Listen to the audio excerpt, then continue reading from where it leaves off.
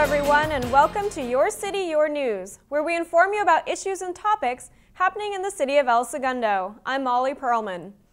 The last series of road closures and detours initiated by Chevron is now completed. Jennifer Murillo reports from Redondo Beach. What you see behind me is the final pair of coke drums that in just a few minutes will start making their way to the Chevron refinery. These 500,000-pound drums will travel from Redondo to Hermosa through Manhattan Beach and will finally reach their new home in El Segundo. The coke drums were built in Spain, and so they took a 7,000-mile trip through the Panama Canal and up here to the port of Los Angeles initially, and then from there they came two at a time by barge into King Harbor. The drums will replace the current ones that were installed in 1968. Coke drums are part of the coker unit, which is one of the 23 major processing units at the refinery. It principally takes the very heaviest of the constituents in a barrel of crude oil, the real heavy residuum material we call it, and we drive off as many molecules as we can by processing it in the coker so we can make transportation fuels with that. Power lines were temporarily moved to make room for the 100-foot-long drums. It was big. It was really big. I'm glad I made it down here. Got a good look at it real up and close and took a little picture, and it was pretty fun. I was giggling. I thought it was pretty funny and cool. The coke drums will be installed early next spring by a 450-foot tall crane. For more information, visit the website below. If you live next to LAX, one of the busiest airports in the nation, and are tired of the airplane noise, you'll want to tune into this next story. The Los Angeles Board of Airport Commissioners agreed recently to spend more than $9 million to soundproof homes and apartment buildings in El Segundo, a requirement of a 2006 legal settlement. The money will provide soundproofing, include double-pane windows, and solid core doors for 329 units. We spoke to a city representative who explained how to take part in the program. There's a one-page application, so you can either download that from the city's website or you can pick it up at our office, fill that out, and return that with a copy of your property deed, and that will place you on the waiting list for the program.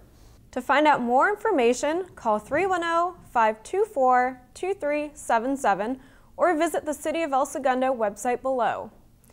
The El Segundo Police Department recently received a $9,000 grant from the Department of Alcoholic Beverage Control.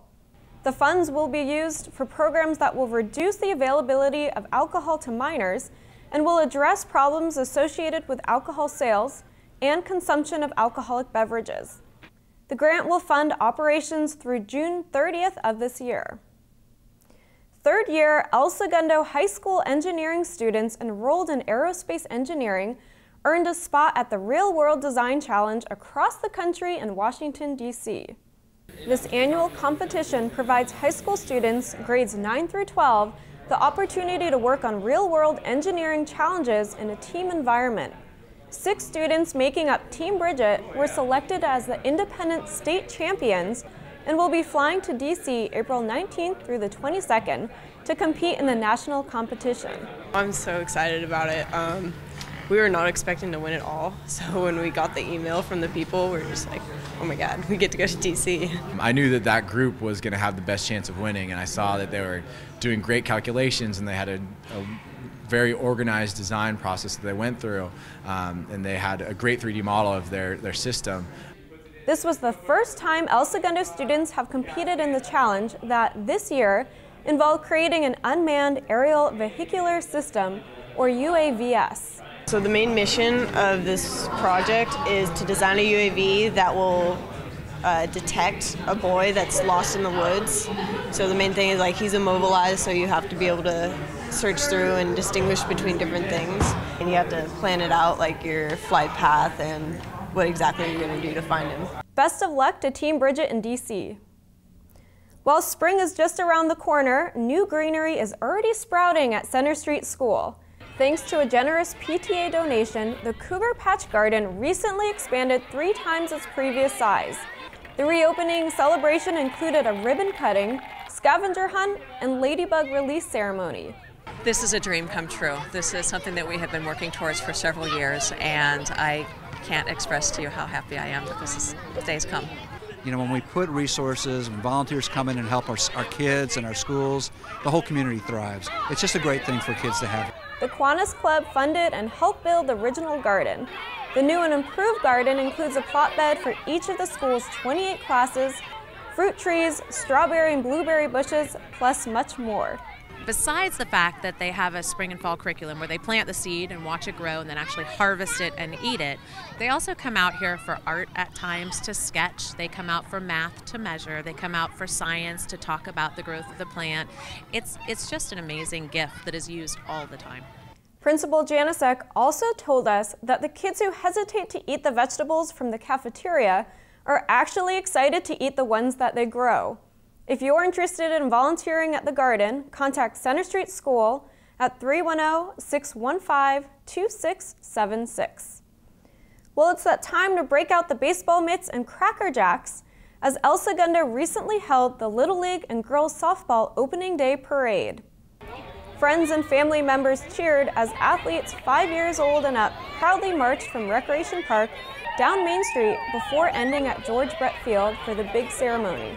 Today is about us showing how our teams will improve, because later we have the finals. While some players shared their competitive side at the parade, others were focused on something else. Just having fun and just getting to hang out with all your friends. For more information about Little League or girls softball, visit the websites below. Raytheon Company's Space and Airborne Systems recently invited several hundred students to participate in a week's worth of events at its El Segundo campus. From February 18th through the 22nd, students from more than a dozen greater Los Angeles area middle schools and 35 high schools participated in the workshops. Raytheon employees volunteered their time as they led students through interactive math and science educational activities using Raytheon technology. The goal was to spark a passion for science, technology, engineering, and mathematics with the students. Arthur, the police canine who served with the El Segundo Police Department for the past 5.5 years, has retired. Arthur, who worked alongside Officer Chris Cameron, conducted over 250 narcotic searches, seized over $4.5 million in U.S. currency during drug investigations, conducted 28 canine demonstrations, 10 evidence searches, 100 felony suspect searches, and was responsible for 20 felony suspect apprehensions. Arthur continues to live at home with Officer Cameron, and though it took him a few weeks to adjust to retired life, we're happy to report he's doing well. Are you ready to run and raise money for an important cause? The 22nd Annual Run for Education is taking place Saturday, March 23rd. Registration opens at 6:30 a.m., while the first race kicks off at 8 a.m. The start and finish line are located in front of El Segundo High School on Main Street. The race includes a 5K, 10K, and 1K kids run that will benefit El Segundo K-12 public schools. For more information or to register for the run, visit esrunforeducation.com.